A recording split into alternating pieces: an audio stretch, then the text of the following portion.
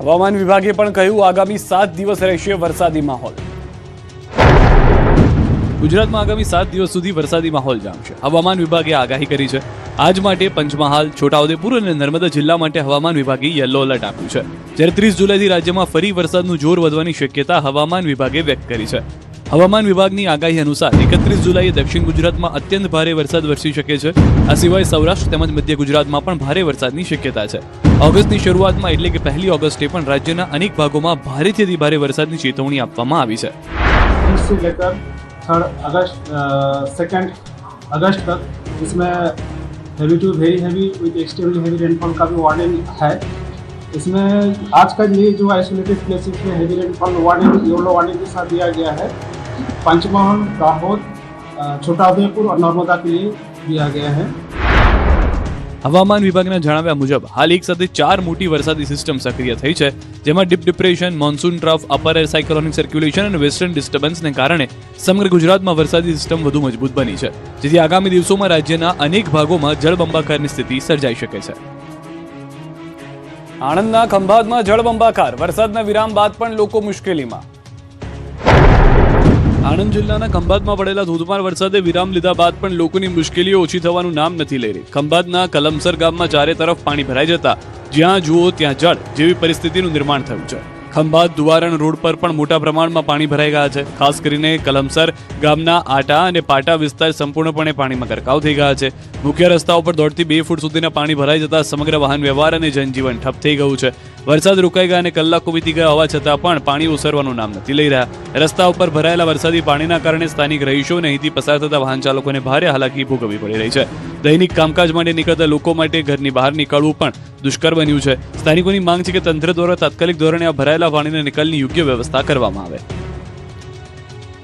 ખેડામાં જળ વિસ્ફોટ બાદ સામે આવ્યા તારાજીના દ્રશ્યો. સતત 4 દિવસ વરસાદના કારણે અત્યારે હાલમાં બધી ડાંગર ડૂબી ગઈ છે અને પારાવાર નુકસાન થયેલું છે. ખેડામાં જળ વિસ્ફોટ બાદ હજુ પણ તારાજીના દ્રશ્યો સામે આવી રહ્યા છે. આ વખતે દ્રશ્યો મહેમદાવાદ તાલુકાના કુણા ગામના છે. જુઓ, ખેતરો હજુ પણ જળબંબાકાર છે. પાણી ન ઓસરતા ખેડૂતોની હાલત અત્યંત કફોડી છે. મહેમદાવાદ અને આસપાસના ગ્રામ્ય વિસ્તારોમાં 2 દિવસમાં 25 ઇંચ જેટલો વરસાદ વરસ્યો છે. પરિણામે આ દ્રશ્યો સર્જાયા. કુણા ગામની સીમ વિસ્તાર અને હીરાચંદની મુવાડીમાં હજારો વીઘા જમીનમાં વરસાદી પાણી ફરી વળ્યા છે. જ્યાં જુઓ ત્યાં માત્ર પાણી જ પાણી નજરે પડી રહ્યું છે. ખેડૂતોએ 1 વીઘા જમીનમાં 5 થી 7 હજાર રૂપિયાનો ખર્ચ કરી ડાંગરની રોપણી કરી હતી, જે હવે સંપૂર્ણપણે પાણીમાં ગરકાવ થઈ ગઈ છે. દાવો છે કે હવે જો પાણી ઓસરે તો પણ ખેડૂતોને નવેસરથી રોપણી કરવી પડે તેવી સ્થિતિ છે. પાણીના યોગ્ય નિકાલના અભાવે પાક નિષ્ફળ જતા ખેડૂતોને મોટો આર્થિક ફટકો પડ્યો છે. કુણા ગામના લોકોએ સરકાર પાસે મદદની ગુહાર લગાવી છે અને તાત્કાલિક સહાયની માંગણી કરી છે, જેથી ખેડૂતો પાણી ઓસર્યા બાદ નવી વાવણી કરી શકે. મહેસાણાના કડીમાં ખેડૂતની જાત મહેનત જિંદાબાદ. પાણી નિકાલ માટે તંત્ર ન પહોંચ્યું તો જાતે જેસીબીથી તોડી દીવાલ.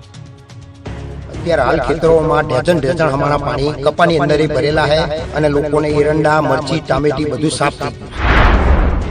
મહેસાણાના કડી પંથકમાં તંત્રની ઘોર બેદરકારી સામે આવી. છેલ્લા 5 દિવસથી પડેલા ભારે વરસાદ બાદ ખેતરમાં પાણી ભરાઈ જતા કંટાળેલા ખેડૂતોએ આખરે રોષે ભરાઈને પોતે જેસીબી લાવીને માઇનોર કેનાલ તોડી પાણીનો નિકાલ કર્યો.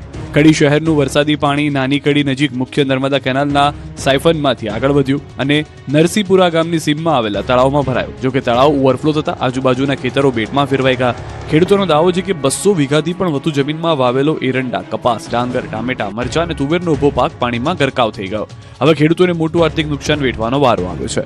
ખેડૂતોનો આરોપ છે કે નર્મદા વિભાગ તેમજ તંત્રને રજૂઆતો કરવા છતાં 3 દિવસ સુધી કોઈ જ કામગીરી ન કરી અને તેમનું મોંઘા ભાવનું બિયારણ નિષ્ફળ ગયું. એટલું જ નહીં, જ્યારે વરસાદ ન હતો ત્યારે પણ કેનાલની સફાઈ કરવા રજૂઆત કરી, પરંતુ પણ તંત્ર આંખ આડા કાન જ કરી રહ્યું. મેઘરાજાના પ્રહારથી ગુજરાતના વેપાર ઉદ્યોગને આર્થિક ફટકો, કરોડોનું નુકસાન. ગુજરાતમાં મેઘરાજાના પ્રહારથી વેપાર ઉદ્યોગ પર પણ મોટો ફટકો પડ્યો છે. રાજ્યના મુખ્ય હાઈવે પાણીમાં ગરકાવ થતા ટ્રાન્સપોર્ટેશન સંપૂર્ણ ઠપ થઈ ગયું છે. અમદાવાદના બાવળા બગોદરા હાઈવે સહિતના વિસ્તારોમાં પાણી ભરાતા ઉદ્યોગોને કરોડો રૂપિયાની નુકસાનીનો અંદાજ છે. હાઈવે પર જળબંબાકારની સ્થિતિ સર્જાતા સપ્લાય ચેઇન સંપૂર્ણપણે ખોરવાઈ ગઈ, જેના કારણે ફેક્ટરીઓમાં ઉત્પાદન ક્ષમતા પર સીધી અસર પડી છે. સેંકડો કન્ટેનરો રસ્તામાં અટવાઈ પડ્યા છે. આટલું જ નહીં, મુંબઈ પોર્ટ સુધી માલ પહોંચાડવામાં ભારે વિલંબ થયો, જેના પગલે લોજિસ્ટિક ખર્ચમાં પણ મોટો વધારો થયો. વરસાદને કારણે ઇન્ટરનેશનલ અને ડોમેસ્ટિક કાર્ગો બંનેને મોટી માઠી અસર પહોંચી છે. મુન્દ્રા પોર્ટથી મોકલવામાં આવતા તમામ કન્ટેનર અટવાઈ જતા આયાત અને નિકાસ ઠપ થઈ ગયા છે. ફેક્ટરીઓમાં કાચો માલ સમયસર ન પહોંચવાને કારણે ઉદ્યોગકારોની ચિંતામાં વધારો થયો છે. આમ હાઈવે પર પાણી ભરાવાને કારણે ગુજરાતની અર્થવ્યવસ્થાને મોટો ઝટકો લાગ્યો છે. કેબિનેટ બેઠકમાં લેવાયા 2 મહત્વના નિર્ણયો. હવે રાજ્યમાં આરસીસીના જ બનશે રોડ. રાજ્ય સરકારની કેબિનેટ બેઠકમાં અમદાવાદ શહેર અને રાજ્યના વિકાસ માટે 2 અત્યંત મહત્વપૂર્ણ નિર્ણયો લીધા છે. ભારે મેઘખાંગા થયા બાદ અમદાવાદના વેપારીઓને થયેલા નુકસાન અંગે સહાયની મોટી જાહેરાત કરવામાં આવી છે. બીજી તરફ રસ્તાઓની કાયમી સમસ્યા ઉકેલવા માટે મોટો પ્લાન તૈયાર કરાયો છે. સૌથી પહેલા વાત કરીએ અમદાવાદના વેપારીઓની. સુરતની તર્જ પર હવે અમદાવાદના નાના મોટા વેપારીઓ, દુકાનદારો અને લારી ગલ્લા ધારકોને પણ રાજ્ય સરકાર આર્થિક સહાય ચૂકવશે. આ માટે ફોટોગ્રાફી અને વિડીયોગ્રાફીના માધ્યમથી પારદર્શક સર્વે હાથ ધરાશે. સર્વે પૂર્ણ થયા બાદ નક્કી કરાયેલા ધારાધોરણ મુજબ સહાયની રકમ ચૂકવાશે. જે સુરતનો ઠરાવ છે એ જ પ્રમાણે જે નુકસાન અમદાવાદમાં થયું છે એ વેપારીને પણ એ જ પ્રકારની સહાય કરવાનો નિર્ણય આજે મંત્રીમંડળની બેઠકમાં થયો છે. બીજો સૌથી મોટો નિર્ણય રસ્તાઓને લઈને લેવાયો છે. ચોમાસામાં દર વર્ષે ધોવાઈ જતા અને તૂટી જતા રસ્તાઓની સમસ્યામાંથી મુક્તિ મેળવવા હવે રાજ્યમાં આરસીસી સિમેન્ટ કોન્ક્રીટના રોડ બનાવવાની જાહેરાત કરાઈ છે. મુખ્યમંત્રીની અધ્યક્ષતામાં લેવાયેલા આ નિર્ણય મુજબ હવેથી ભારે વાહનોની અવરજવર વાળા માર્ગો અને ઔદ્યોગિક વિસ્તારોમાં તબક્કાવાર માત્ર આરસીસી રોડ જ બનાવવામાં આવશે. આ નિર્ણયથી રોડનું આયુષ્ય તો વધશે જ, પરંતુ સાથે મરામત ખર્ચમાં પણ મોટો ઘટાડો થશે. હવે પછી જે કાંઈ રસ્તાઓ થશે એ સિમેન્ટ કોન્ક્રીટના રસ્તાઓ બનાવવાનો નિર્ણય એ માનનીય ભૂપેન્દ્રભાઈએ કેબિનેટમાં આજે અધિકારીઓને સૂચના આપી છે. એ પ્રકારનો નિર્ણય પણ લીધો છે. સુરતમાં ખાડીપુર માટે તંત્ર સામે જન આક્રોશ. ઠાલા વચનો મુદ્દે રેલી યોજશે, આવેદન આપશે. સુરતમાં વર્ષોથી સતાવતી ખાડીપુરની સમસ્યા સામે હવે જન આક્રોશ ફાટી નીકળ્યો. સુરત મહાનગરપાલિકાની કુંભકર્ણ નિંદ્રા સામે પૂર પીડિતોએ રણશીંગું ફૂક્યું. પર્વત પાટિયા સ્થિત માધવબાગ ખાતે મોટી સંખ્યામાં એકઠા થયેલા અસરગ્રસ્તોએ બેઠક યોજી આંદોલનના મંડાણ કર્યા. સ્થાનિકોનો દાવો છે કે છેલ્લા 10 વર્ષથી તંત્ર માત્ર ઠાલા વચનો આપે છે. આ વખતે તો પહેલા જ વરસાદમાં 2 વાર ખાડીના ગંદા પાણી ઘરોમાં ઘૂસી જતા નરકાગાર જેવી સ્થિતિ સર્જાય, જેથી હવે સણિયા, સારોલી, પર્વત પાટિયા, મગોબ અને લીંબાદના લોકોની ધીરજ ખૂટી છે અને તંત્ર સામે બળાપો ઠાલ્યો છે. બેઠકમાં સ્થાનિકોએ ગંભીર આક્ષેપ કર્યો કે વાલક ખાડીને મીઠી ખાડીમાં ડાયવર્ટ કરવાનો નિર્ણય જ મોટી ભૂલ છે. મિલેનિયમ 4 નજીકના ગેરકાયદે દબાણોને કારણે પાણી બેક મારે છે. સ્થાનિકોએ માંગ કરી છે કે આ દબાણો દૂર કરવામાં આવે. દબાણો જ સમસ્યાનું મુખ્ય કારણ છે. સમગ્ર મામલે આગામી દિવસોમાં વિરાટ રેલી યોજી કલેક્ટરને આવેદનપત્ર આપશે. ગીર સોમનાથના ઉના સામતેર ગામે ધ્રુજી રહ્યો છે બ્રિજ. લોકોને હોનારતની ભીતિ. માંગ એક આ રસ્તો હા કરવો પડે, કાયદેસર બંધ કરવો પડે. હાલ લગા ગમે માણા મરે શક્યતા છે.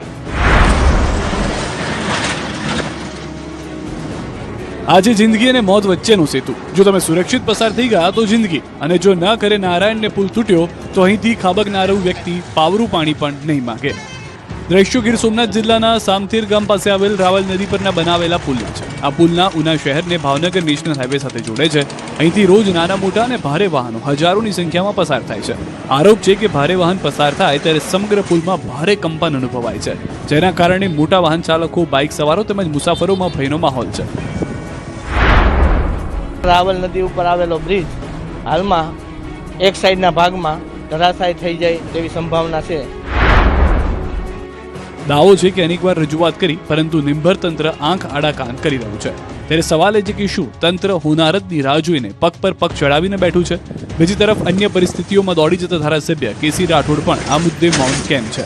લોકોનું કહેવું છે કે દેશમાં અગાઉ સર્જાયેલ પુલ દુર્ઘટનાઓમાંથી બોધપાઠ લેવાની જરૂર છે. જો સમયસર સમારકામ નહીં થાય, જાનહાની બાદ જ તંત્ર જાગશે તો પછી માત્ર તપાસના આદેશો આપી શકાશે, કોઈનો જીવ પાછો નહીં લાવી શકાય. નવસારીમાં રેલવે ટ્રેક ધોવાતા થંભ્યા બાપુ ટ્રેનના પૈડા. આદિવાસી લોકોની આ જીવાદોરી છે એ બંધ થઈ ગઈ છે. ગાયકવાડી શાસનકાળથી દોડતી લગભગ 100 વર્ષ જૂની ઐતિહાસિક બિલીમોરા વઘઈ નેરોગેજ ટ્રેનના પૈડા ફરી એકવાર થંભી ગયા. આ ટ્રેનને લોકો પ્રેમથી બાપુની ટ્રેન તરીકે ઓળખે પણ છે. કોરોના મહામારી બાદ હવે પહેલીવાર વિનાશક પૂરના કારણે આ ટ્રેનની સફર અટકી છે. અંબિકા અને કાવેરી નદીમાં આવેલા વિકરાળ પૂરના કારણે અનેક સ્થળોએ રેલવે ટ્રેકને ભારે નુકસાન પહોંચ્યું, જેના કારણે ટ્રેન સેવા સંપૂર્ણપણે બંધ કરવામાં આવી. હવે સવાલ એ છે કે આ ઐતિહાસિક ટ્રેન ફરી ક્યારે પાટા પર દોડતી થશે. આદિવાસી વિસ્તાર માટે જીવાદોરી સમાન ગણાતી આ ટ્રેન હજારો વિદ્યાર્થીઓ, શ્રમિકો અને રોજિંદા મુસાફરો માટે આશીર્વાદરૂપ, પરંતુ ટ્રેન બંધ થતા હવે વિદ્યાર્થીઓને ટ્રેનમાં મુસાફરી કરવાને બદલે ટ્રેનના જ પાટા પર ચાલીને શાળાએ જવા મજબૂર થવું પડ્યું છે. લોકો પણ પૂછી રહ્યા છે, આખરે ક્યારે ફરી દોડશે બાપુની ટ્રેન? આ તરફ વલસાડ ભીલાડ રેલવે સ્ટેશન નજીક એક મોટી ટ્રેન દુર્ઘટના ટળી. વિરારથી ભરૂચ તરફ જઈ રહેલી મેમુ ટ્રેનનું એન્જિન પાટા પરથી ઉતરી ગયું. વિરારથી ભરૂચ તરફ જઈ રહેલી ભરૂચ મેમુ ટ્રેન આગળ વધી રહી હતી. ટ્રેન જ્યારે ભીલાડ રેલવે સ્ટેશન નજીક પહોંચવાની તૈયારીમાં જ હતી, બરાબર એ જ સમયે અચાનક ટ્રેનનું એન્જિન પાટા પરથી ખડી પડ્યું અને ટ્રેનમાં સવાર અફરાતફરી મચી ગઈ. જોકે સદનસીબે દુર્ઘટના ટળતા લોકોએ ઈશ્વરનો આભાર માન્યો. અકસ્માત બાદ રેલવે સ્ટાફ તાત્કાલિક ઘટના સ્થળે પહોંચી ગયો હતો. ઉપલેટામાં આખલો ગાંડો થયો, સુરતમાં એરપોર્ટ પર પહોંચી ગઈ ગાય. ઉપલેટામાં આખલો ગાંડો થતા અફરાતફરી મચી ગઈ. આ આખલાએ બે રાહદારીઓને જોરદાર ફેન્ટ મારી એકને પગથી કચડવાનો પ્રયાસ કર્યો, જેને